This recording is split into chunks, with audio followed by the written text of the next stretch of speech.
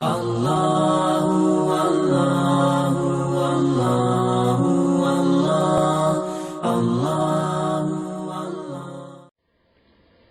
للہ وکفی وسلام علی عبادہ الذین اصطفی اما بعد۔ اس امت کے 10 خوش نصیب حضرات جن کو اسی دنیا میں نبی علیہ الصلوۃ والسلام کی زبان مبارک سے جنتی ہونے کی بشارت ملی، وہ تھے ابو عبیدہ ابن جراح رضی اللہ تعالی عنہ۔ ان کا نام عامر تھا، ابو عبیدہ ان کی کنیت تھی۔ 8 آدمیوں کے بعد مسلمان ہوئے، یعنی سابقین اولین میں سے ہیں۔ وہ لوگ جو بہت ابتدائی دور میں مسلمان ہوئے ان میں سے ایک ہیں۔ ان سے پہلے حضرت طلحہ رضی اللہ عنہ مسلمان ہوئے تھے، اس کے بعد ابو عبیدہ رضی اللہ تعالیٰ عنہ بھی مسلمان ہوئے۔ انہوں نے 2 ہجرتیں کی، پہلی مکہ سے ہی حبشہ کی طرف ہجرت کی، پھر کچھ عرصے کے بعد واپس آ گئے، پھر دوبارہ نبی علیہ الصلوۃ والسلام کے بعد انہوں نے مکہ سے مدینہ طیبہ کی طرف ہجرت کی۔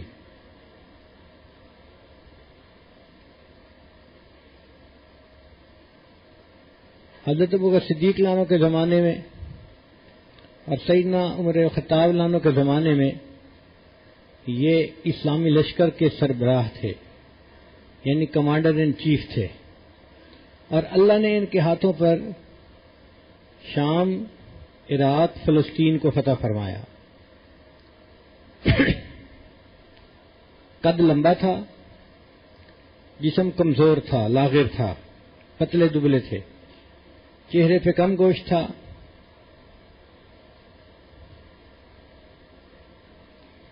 نبی علیہ الصلوۃ والسلام ان پر بہت زیادہ اعتماد فرماتے تھے۔ چنانچہ ایک مرتبہ ایک صحابی نے عرض کیا، اے اللہ کے حبیب صلی اللہ علیہ وسلم، مجھے آپ کسی ایسے بندے کے حوالے کریں کہ جو مجھے اچھی طرح دین سکھائے۔ تو نبی علیہ السلام نے فرمایا، ہاں، میں ایک ایسے آدمی کے ذمہ یہ کام لگاؤں گا جو بہت امین ہوگا۔ امین کہتے ہیں امانت دار کو، یعنی با اعتماد ہوگا، اور وہ تمہیں اچھی طرح دین سکھائے گا۔ اس کے بعد آپ صلی اللہ علیہ وسلم نے ان کو ابو عبیدہ عنہ کے حوالے کیا کہ اس کو دین سکھا دیجیے۔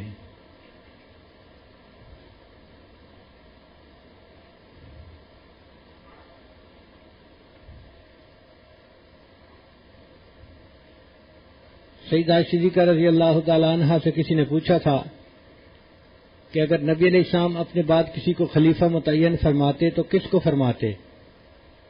تو انہوں نے فرمایا کہ ابوبکر صدیق عنہ کو۔ اس نے پوچھا ان کے بعد؟ انہوں نے کہا کہ حضرت عمر رضی اللہ تعالیٰ عنہ کو۔ اس نے پوچھا ان کے بعد؟ تو انہوں نے کہا ابو عبیدہ ابن جراح رضی اللہ تعالیٰ عنہ کو۔ اس نے پوچھا اس کے بعد؟ تو ام المؤمنین نے اس کے بعد خاموشی اختیار فرما لی۔ یعنی اتنے اعتماد والے بندے تھے کہ سیدنا صدیق اکبر عنہ اور عمر عنہ کے بعد ان کا نام آتا تھا۔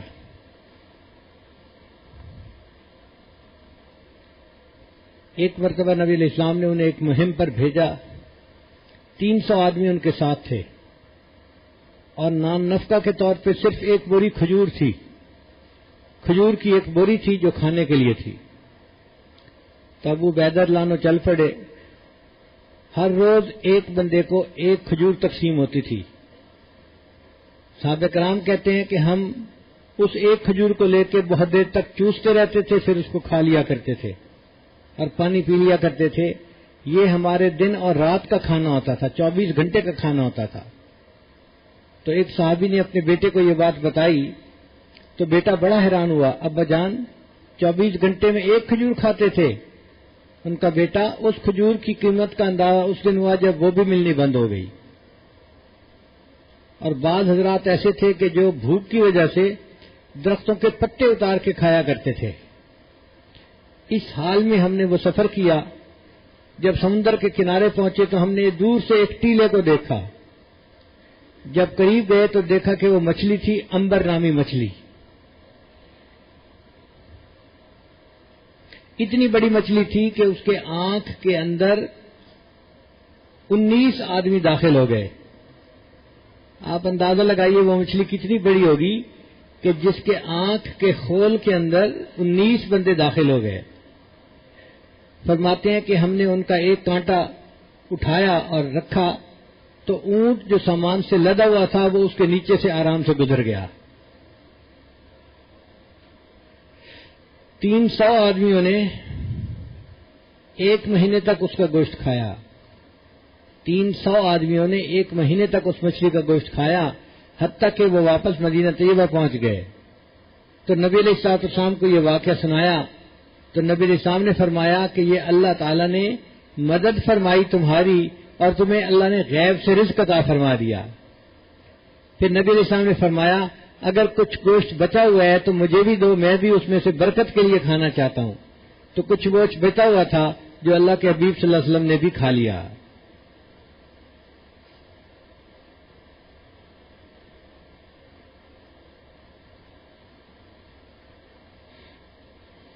حضرت انس رضی اللہ عنہ روایت کرتے ہیں کہ نبی علیہ السلام نے فرمایا ہر امت کا ایک امین ہوتا ہے اور میری امت کے امین ابو عبیدہ ابن جراح ہیں.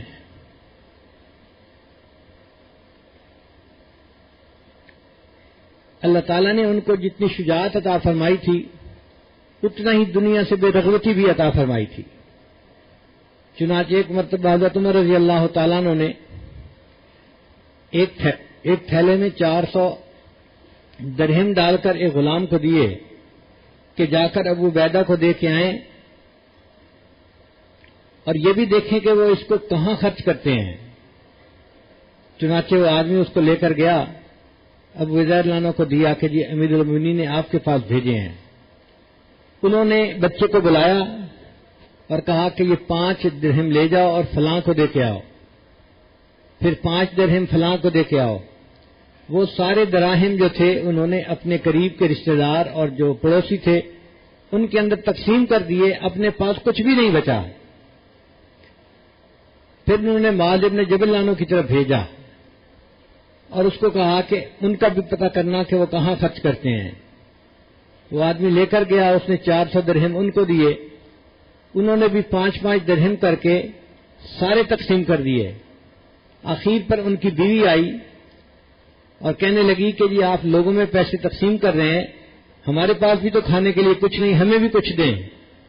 تو اس وقت ان کے پاس 2 درہم باقی بچے تھے، انہوں نے 2 درہم اپنی بیوی کو دے دیے اور باقی سارے کے سارے خرچ کر دیے. پھر انہوں نے 400 درہم سیدہ صدیقہ رضی اللہ تعالی عنہا کو بھیجے. تو سیدہ صدیقہ رضی اللہ تعالی عنہا نے اپنی باندی کو کہا کہ جاؤ اور مدینہ کی جو بیوہ عورتیں ہیں اور یتیم بچے ہیں ان کو میرے پاس بلاؤ. تو وہ بچے یتیم آ گئے اور بیوہ عورتیں آ گئیں اور ام المومنین جس جگہ پر بیٹھی ہوئی تھی اس جگہ پر اٹھنے سے پہلے انہوں نے 400 درہم اللہ کے راستے میں خرچ کر دیے. جب اس آدمی نے آ کر بتایا کہ آپ نے جو پیسے بھیجے تھے تینوں حضرات نے ایسے کیا، انہوں نے کہا کہ یہ نبی علیہ السلام کے صحبت یافتہ ہیں، دنیا کی محبت ان کے دل میں بالکل نہیں ہے، یہ بس آخرت ہی کمانے کے محنت میں لگے ہوئے ہیں.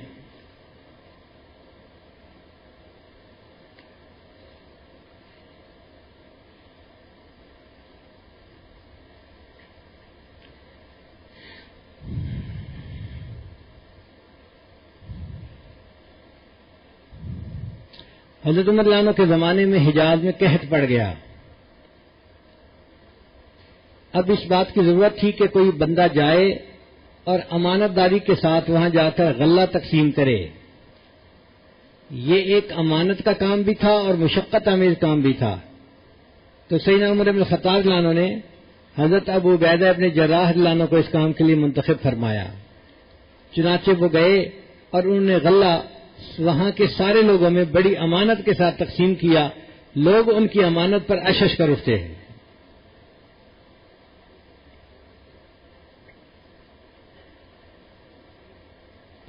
ایک مرتبہ ابو عبیدہ رضی اللہ تعالیٰ عنہ بیٹھے ہوئے رو رہے تھے.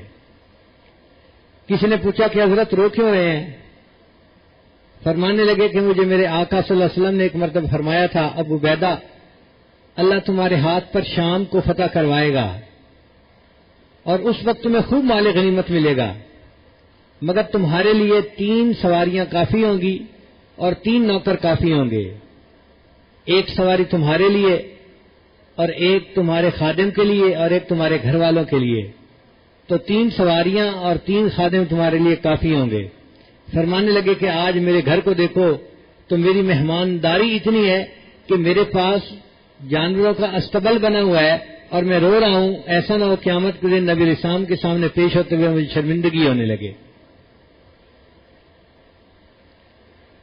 ایک دفعہ حضرت عمر رضی اللہ عنہ ان کو ملنے کے لیے آئے بلاد شام میں، ملاقات ہوئی تو انہوں نے کہا کہ میں آپ کا گھر دیکھنا چاہتا ہوں۔ یہ اپنے وقت کے کمانڈر ان چیف کا گھر تھا۔ جب وہاں گئے تو انہوں نے 3 چیزیں دیکھی، ایک تلوار، ایک زرہ جس سے کہ انسان اپنے آپ کو بچاتا ہے، اور ایک کپڑا تھا جو اونٹ کی کوہان کے اوپر رکھا جاتا ہے، کجادہ جس کو کہتے ہیں، اس کے سوا کچھ بھی نہیں تھا۔ تو حضرت عمر رضی اللہ عنہ حیران ہو گئے کہ سواری کی ایک چیز ہے اور تلوار اور زرہ، اس کے سوا کچھ بھی پورے گھر میں نہیں ہے۔ تو حضرت عمر رضی اللہ عنہ نے کہا ابو عبیدہ تمہارے گھر میں اس کے سوا کوئی چیز نظر ہی نہیں آتی؟ تو ابو عبیدہ رضی اللہ عنہ نے جواب دیا امیر المومنین، قبر تک پہنچنے کے لیے یہ 3 چیزیں کافی ہیں، قبر تک پہنچنے کے لیے یہ 3 چیزیں کافی ہیں، میں انہی 3 چیزوں پر زندگی گزار لوں گا۔ تو ان حضرات کے دل میں دنیا کی محبت بالکل نہیں تھی، ان کا مقصد اعلاء کلمت اللہ تھا، اسی وجہ سے اللہ نے ان کے ہاتھ پر اسلام کو فتح عطا فرمائی تھی۔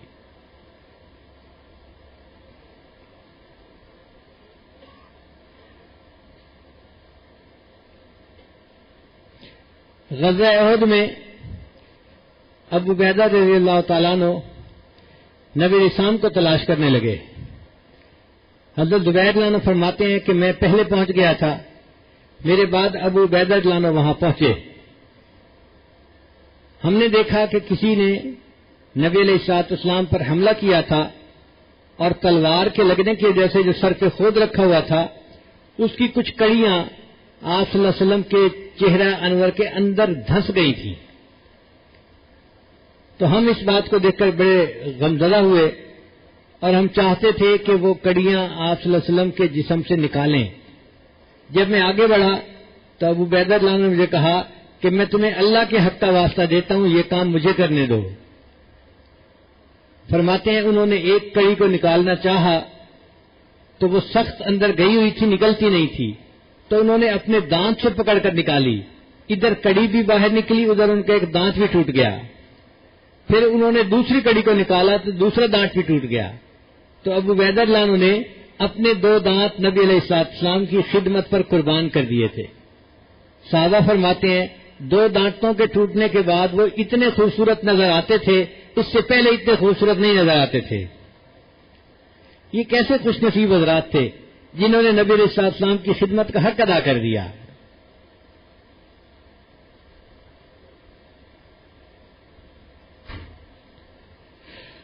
ابو عبیدہ رضی اللہ عنہ اتنے بااخلاق تھے کہ جب عیسائیوں کے ساتھ جنگ ہو رہی تھی تو عیسائی ان کے اخلاق کی وجہ سے ان کے معتقد تھے، ان کے دلوں پر ان کی محبت کا غلبہ تھا۔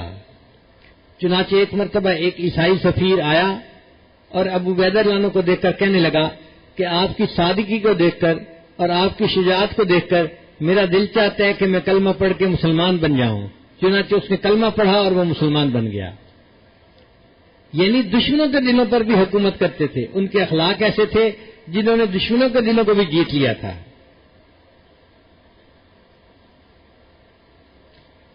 سن 18 ہجری میں بیت المقدس کے قریب ایک جگہ تھی، وہاں پر طاعون کی بیماری پھیلی اور ابو عبیدہ ابن جراح رضی اللہ تعالیٰ عنہ اس بیماری میں مبتلا ہوئے اور وہاں ان کی وفات ہوئی اور وہیں پر ان کی تدفین ہوئی۔ جب ابو عبیدہ رضی اللہ عنہ کی وفات ہوئی تو اس وقت ان کی عمر 58 سال تھی۔ علامہ اقبال نے ابو عبیدہ رضی اللہ عنہ کے بارے میں چند اشعار لکھے ہیں، ذرا غور سے سنیے۔ فرماتے ہیں صف بستہ تھے عرب کے جوانان تیغ بند، تھی منتظر حنا کی عروس زمین شام، یعنی شام کی جو دلہن تھی وہ مہندی کے انتظار میں تھی اور چونکہ جنگ ہونی تھی تو جو خون بہنا تھا یہ اس زمین کے لیے مہنی کی مانند تھی. صف بستہ تھے عرب کے جوانان تیغ بند، تھی منتظر ہنا کی عروس زمین شام. ایک نوجوان صورت سیماب مضطرب، ایک نوجوان جو پارے کی طرح مضطرب تھا، آ کر ہوا امیر عساکر سے ہم کلام. وہ امیر لشکر سے حضرت ابو عبیدہ بن جراح عنہ سے آ کر ہم کلام ہوا. اے ابو عبیدہ رخصت پیکار دے مجھے، اے امیر لشکر آپ مجھے لڑنے کی اجازت دیجیے کہ میں دشمن پہ حملہ کروں اور لڑوں. اے ابو عبیدہ رخصت پیکار دے مجھے، لبریز ہو گیا میرے صبر و سکون کا جام. بےتاب ہو رہا ہوں فراق رسول میں، ایک دم کی زندگی بھی محبت میں ہے حرام. اس نوجوان کے دل میں نبی علیہ السلام کی محبت کا اتنا غلبہ تھا کہ اس نے یہ کہا کہ بےتاب ہو رہا ہوں فراق رسول میں، ایک دم کی زندگی بھی محبت میں ہے حرام. جاتا ہوں میں حضور رسالت پناہ میں، لے جاؤں گا خوشی سے اگر ہو کوئی پیام. کہ میں تو جا رہا ہوں شہید ہونے کے لیے اور میری نبی علیہ السلام سے ملاقات ہونی ہے. اے امیر لشکر اگر تو نے کوئی پیغام دینا ہے تو میں آپ کا پیغام بھی نبی علیہ السلام کے پاس لے کے جاتا ہوں. جاتا ہوں میں حضور رسالت پناہ میں، لے جاؤں گا خوشی سے اگر ہو کوئی پیام. یہ ذوق شوق دیکھ کے پرنم ہوئی وہ آنکھ، جس کی نگاہ تھی صفت تیغ بے نیام. بولا امیر فوج وہ نوجوان ہے تو، بوڑھوں پہ تیرے عشق کا واجب ہے احترام. پوری کرے خدائے محمد تیری مراد، کتنا بلند تیری محبت کا ہے مقام. پہنچے جو بارگاہ رسول امی میں تو، کرنا یہ عرض میری طرف سے پسل سلام. ہم پر کرم کیا ہے خدائے غیور نے، پورے ہوئے جو وعدے کیے تھے حضور نے. کہ آپ صلی اللہ علیہ وسلم نے جو وعدے فرمائے تھے وہ وعدے ہم نے اپنی آنکھوں سے پورے ہوتے ہوئے دیکھے ہیں. مختلف ملک فتح ہو چکے تھے اور اسلام کو اللہ تعالیٰ نے بہت ساری جگہوں پر پہنچا دیا تھا. تو انہوں نے کہا کہ اے اللہ کے حبیب صلی اللہ علیہ وسلم آپ نے جو وعدے فرمائے تھے ہم نے ان وعدوں کو اپنی آنکھوں سے پورا ہوا دیکھا ہے. وآخر دعوانا ان الحمد للہ رب العالمین.